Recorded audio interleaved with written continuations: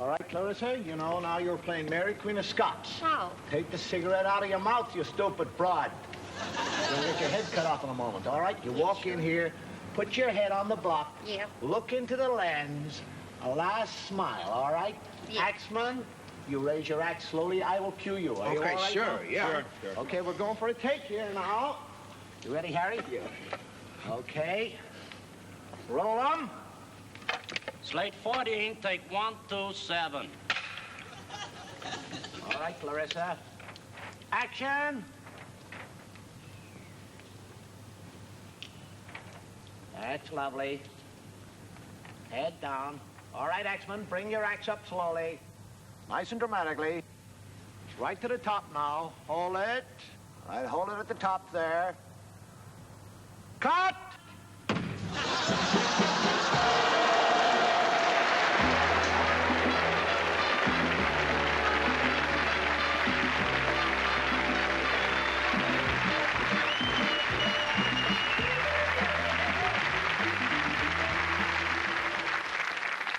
I actually feel that children today are missing a great deal. Because going to the cinema when I was a child was marvelous. It was a big event. It was an adventure. It was a moment. Nowadays, I honestly believe children would be quite happy to stand in the foyer and just play those Space Invaders. But when I went to the cinema, they were totally involved in it. A sense of excitement. The lights would go down. Every child in the cinema, we'd all cheer. Hey! The lights would just go. Hey! There was a love scene. There'd be 800 kids going, get out of here. Look, trying to get a tits, aren't you? If the machine broke down, the projector broke down, we didn't moan. You'd have all the kids all walking around going,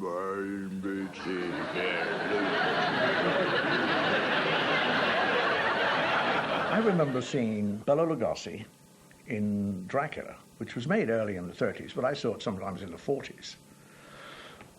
And it's the point where they've discovered where Dracula lives, and they've taken the lid off the coffin, I suppose, and they're about to drive, and they have this wooden stake, and it's all done, and the sun is setting, and the whole cinema's getting kind of panicky because the sun is setting, and they know that Dracula's going to wake up in a moment. And we're all urging him to put the wood in quickly, and he's got the stake hovering over it. And as he lifts up the hammer to bang the stake in, Dracula opens his eyes. And Bela Lugosi, totally like this, opens his eyes and looks up at the man who's about to pierce his heart. And without thinking, I heard myself saying, by the way, Count Dracula, how do you like your steak? Why? And the moment, I mean, the cinema broke up because it was, in a sense, it was a funny gag. But that was the first time I ever kind of really experienced, in a sense, the reaction of doing an ad-lib line at the time. You could always tell whatever picture we'd seen by the way we all left the cinema. I mean, you knew it was a war picture. We were just walking by the cinema. 600 kids coming out going,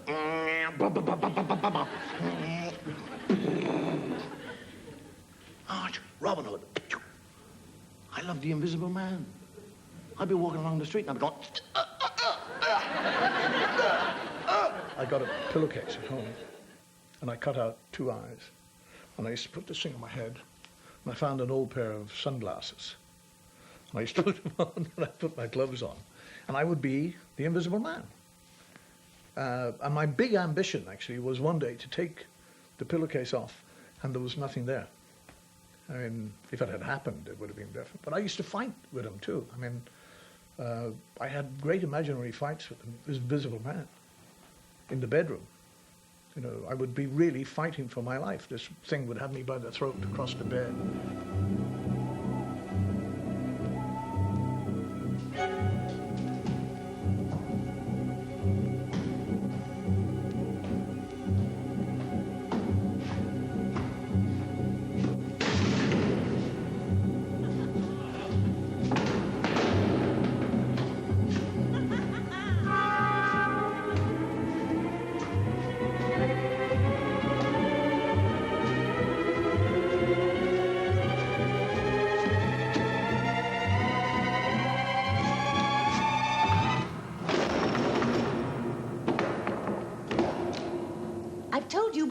When you want a bedpan, ring the bell.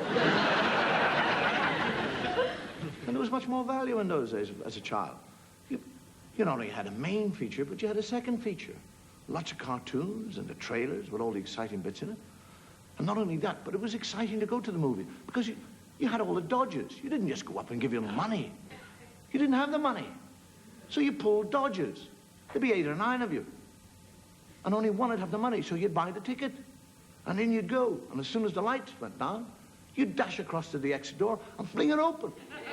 And hundreds of kids, boom, they're in. Scatter, scatter, scatter! Because the ushers were the closest thing to a kind of reincarnation of Hitler. And the other thing was always, if you were in the cinema, to pick up an old ticket and carry it with you. Because as soon as you broke in on that scatter movement and sat down, you'd sit there and cue this bit of ticket. And the usher would come up and he'd point the torch. Did you pay to get in here? Yes. Show me your ticket. And you go, there it is. And you go, yeah. Something like a lot. As you grew older, the big thing was to get a girlfriend. And not just go to any movie, but to go to a frightening movie. Because you'd be trying to grab a hold of her all through the whole kind of thing. You know, you're trying to grab her tit or leg or stroke her thigh or anything just to get close to this girl. And she'd be banging you off all the time until something frightening happened. And then you'd go, yeah, I'd look after you. For your execution, you are entitled to one last request. Anything? Anything?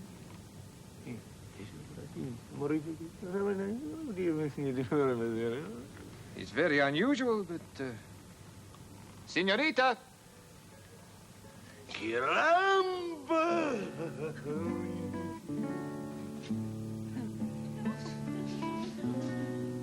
Madre mía,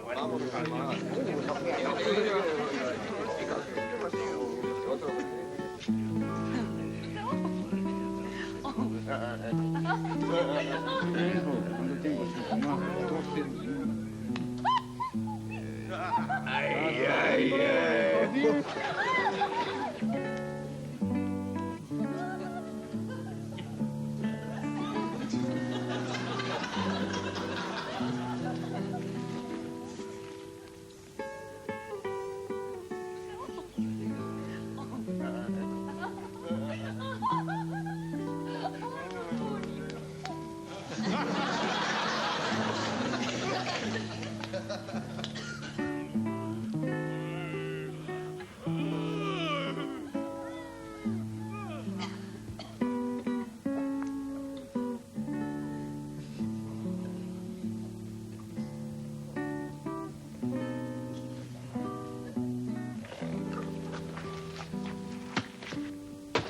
It's mañana. You're too late. He's dead. There's a club run by an ex-wrestler called Bunny something or other. Big fellow. And we were up there, we were doing some dates up in Manchester, and we'd gone into the club because it was a place where we could eat and drink after we'd done the show. So we invariably used to finish up there. So we were in there, and Bunny wasn't there. And I said to somebody, where's Bunny? And they said, he died. And I said, he died? What happened to him? He was quite a young man. And they said, well, he went the best way he could. And I said, well, what do you mean by that? And he said, well, he was having sex with a girl. And in the middle of it, he died. And then we were all kind of saying, oh, what a way to go. And everything, if you're going, and we were doing all that man crap, you know, which is... But then I was writing some sketches about this Mexican. And I thought, now how can I get him killed off? And I thought, why get him killed off? He's always allowed a last request. So why not just give him that last request? Let him screw himself to death. And that's really, again, how the gags come about. If you sat down and thought, how will I work that out? It wouldn't. You couldn't work it out. It needs some sort of outside influence coming in.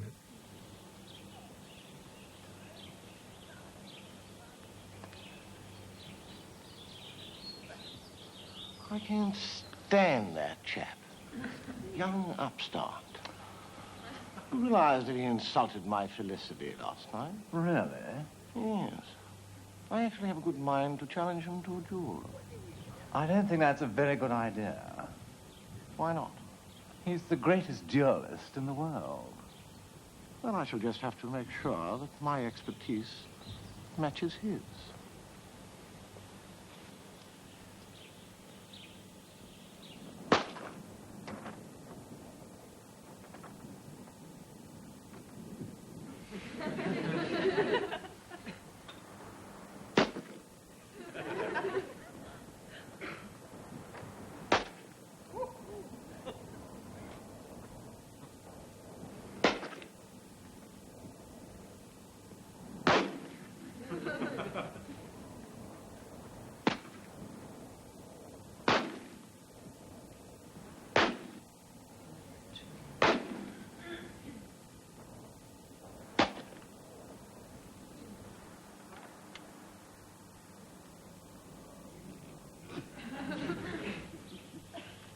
Here comes the blighter now. Excuse me, sir. May I have a word with you? Certainly, sir. 3 weeks ago, you insulted my wife. Really? Very well, sir. My seconds will wait upon you. Swords at dawn.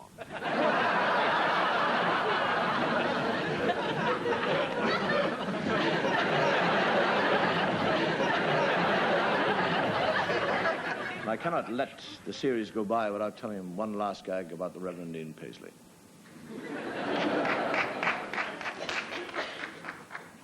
He is speaking on the day of resurrection. He's standing up in his pulpit, and he talks like that.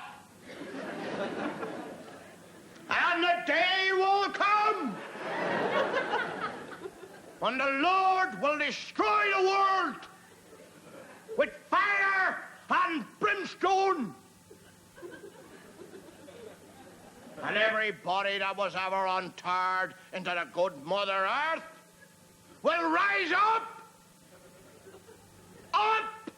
to heaven. And when they get to the heaven,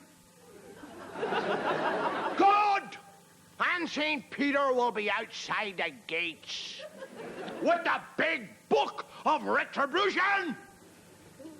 And as your name is called, the good Lord will turn over, and he will look down the list, and he will see what you did.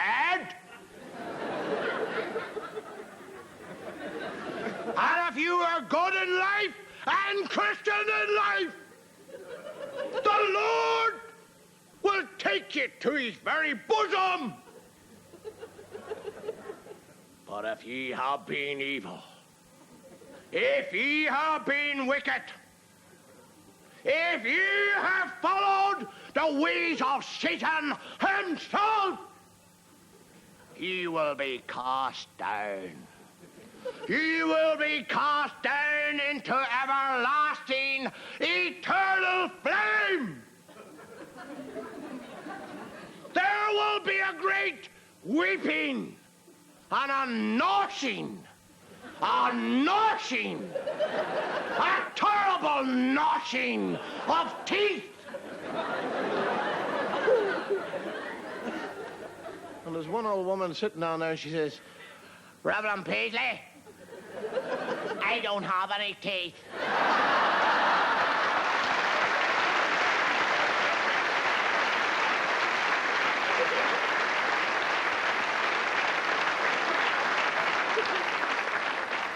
And Paisley said, teeth will be provided!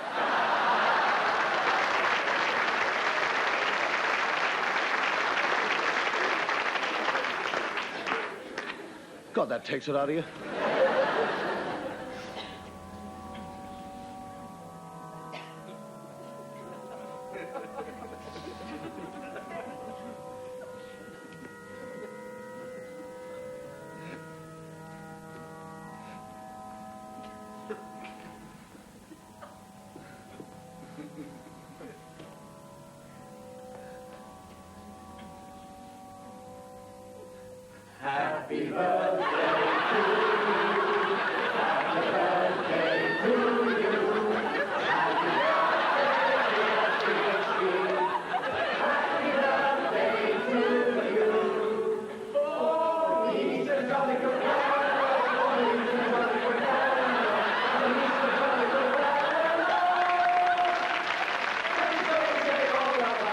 clergy is not without humour. I mean, any of them. I mean, people think that these fellows don't, or these women don't have a sense of humour. They do. You know. And if they're dealing with people in all sorts of angles of anguish or marriage or moods of sin and guilt and everything else, we're all fairly frail. And I'm quite sure that they have a lot of trade gags. As I have said time and time again, but I think that it bears repetition, the theological orthodoxy expressed so fully in the 9th ecclesiastical consistory, corresponding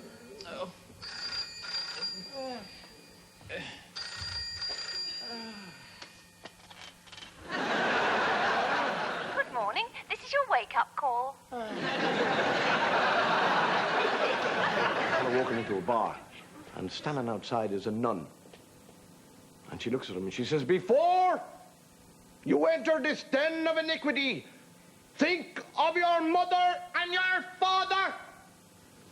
He said, "They're dead." "They're dead in heaven." She said, "Well, think of the damage the alcohol is going to do to your brain." Huh? What are you talking about? Have you ever had a drink? And the nun says, "No." He said, "Well, how the hell can you stand there talking about it and saying drink is going to do damage to your brain if you've never had it?" "I'll tell you what, I'll go in, get you a drink, bring it out, give it to you, you drink it. If you don't like it, then you can talk about it. But don't talk about things you've never experienced. What'll you have?" And the nun says, "I don't know." "What do ladies generally drink?" He says, "Gin." She says, "All right, I'll have a gin. But get it in a cup so nobody will notice." The fellow goes into the bar and he says, "Give us a pint of beer and a double gin in a cup." And the fellow says, "Is that bloody nun out there again?" Little Miss Muffet sat on a tuffet, eating her curds and whey. Along came a spider, which sat down beside her, and...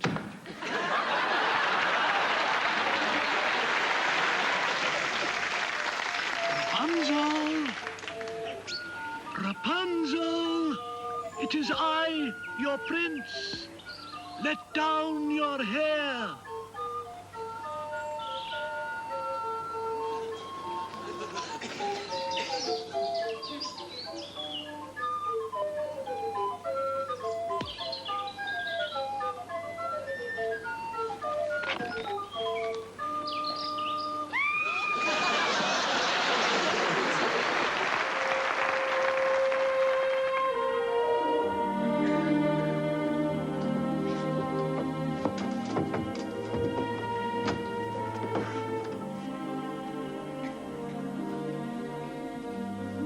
Sleeping Beauty. I have but to kiss her soft lips, and she shall wake.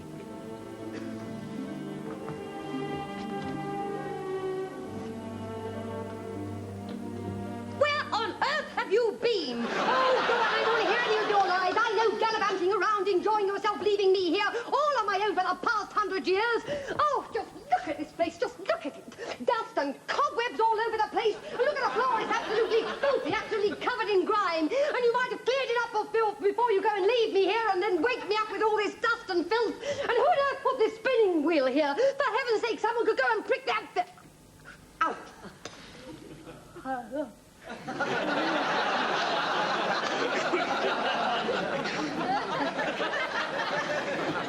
Thank God for that. Rapunzel! It is I, your prince. Let down your hair.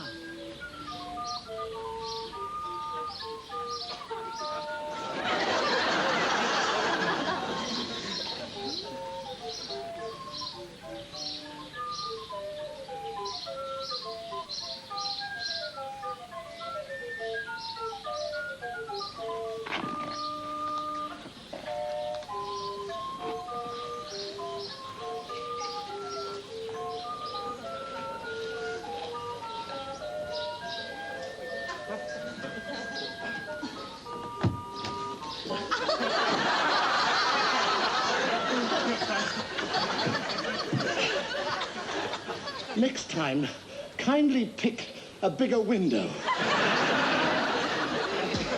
I used to go to the cinema in Dublin. If there's anybody from Dublin watching the show, it was called The Ranch.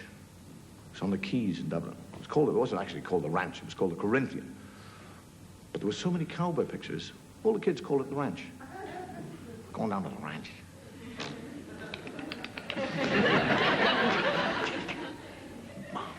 I really hated Roy Rogers. I wanted every villain in the world to gang up on him, get him. Well, I mean, not only because of the way he dressed, but the way he smiled. He was always smiling. And he wore this big hat, this big white hat. And no matter what happened, I mean, he would be in a saloon, 10 men would be jumping at him from all angles. He would be thrown off balconies. He'd have chairs crashed across his head. He'd have bottles broken over his back. He'd have tables flung at him. His hat never came off. And we'd all sitting there saying, hat's still on. Why didn't he lose his hat? That's all we could think about. And then when the thing was finished, he'd get on his horse and he'd sing, which was even worse. We hated him. He'd sing like, my four-legged friend, and all that. Loved to have been a cowboy. Even as children, we got a tape recorder and recorded a Western play. As kids. We read it off, all saying, "How you doing, Hank? I've come to town to look for the sheriff." "Why, you looking for the sheriff, Hank?" Which is great. Little Irish fellas, you play it back and it comes out, "How are you doing, Hank? Why have you come to town?" "I've come to town to look for the sheriff." But I love it. You get the cowboy and he goes,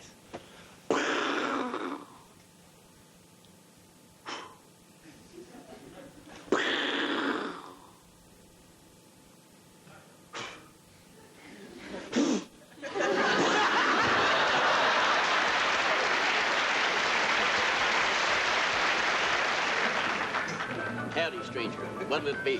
Whiskey. Hey, hold it, everybody! Pigsty Pete's riding into town! Pigsty Pete! Let's get out of here! Out of here! Didn't you hear what the man said, stranger? Pigsty Pete's riding into town. That don't scare me none, man. I don't stand aside for no man. But Pigsty Pete... I don't care. Don't you say I didn't warn you. Pigsty Pete! Pigsty Pete!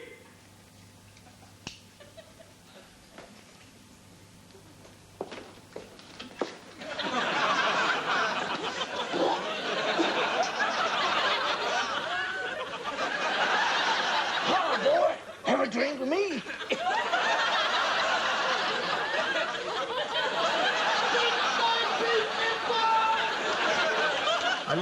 I liked Tonto when he came into it. I didn't like the Lone Ranger. I liked Tonto. And then I heard years later that my Kemosabe, when he'd go, "Tonto, which is the best direction to go in?" "Well, we go south, my Kemosabe."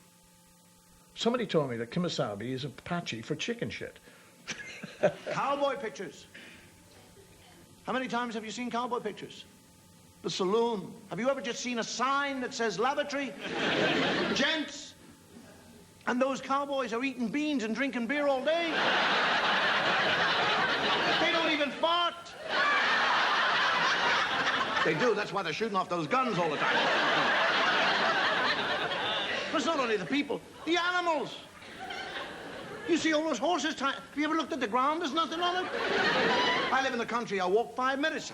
It's everywhere. Put in those cowboy pictures, all those horses tied up, nothing. Get those great ranchers bringing in thousands of cattle. Nothing. I mean, how did they do it? How did they stop it? Is it kind of 3 minutes before they start taking the movie, they say, "All right, put the corks in."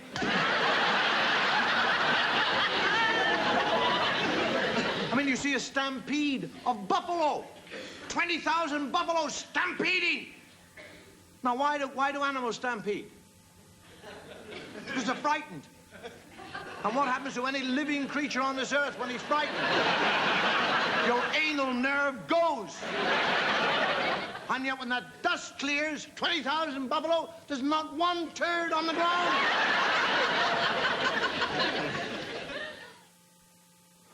My lord, may I speak to the ladies and gentlemen of the jury before they leave to reach the verdict, and before you, my lord, pass sentence upon that verdict. Thank you. You have heard that for many years I lived a happy and simple bachelor existence. And like most bachelors, I was rather set in my ways. I was an active member of the local church society. I also belonged to a small musical appreciation group made up of some very close friends. It was during one of these musical evenings that I first met the woman who was later to become my wife. She was actually everything that a man could have wished for. She was attractive and witty and intelligent. But above all, she shared, or at least she gave the appearance of sharing, my interests. It was only in the following months that I began to see her as she really was. She created such embarrassing scenes that gradually, one by one, my friends began to stay away. I had to suffer her sulks, her fits of frenzied rage, her long, accusing silences, until eventually she just followed me about the house, nagging incessantly. There was no escape from her shrewish voice. And then on the night referred to by the prosecution, she followed me down into the last sanctuary that I had, the cellar. My mind snapped. I could take no more. I picked up a hammer, and as she turned to face me, mocking laughter fell from her twisted mouth. There was no fear in her eyes. She dared me to hit her. She actually dared me. And God forgive me, I did. I struck again, and again, and again. Henry! Yes, dear? What are you doing down there in the cellar? Just practicing. Just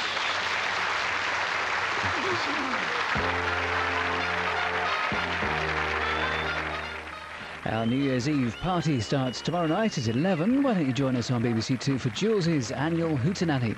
Next tonight, never mind the Buzzcocks.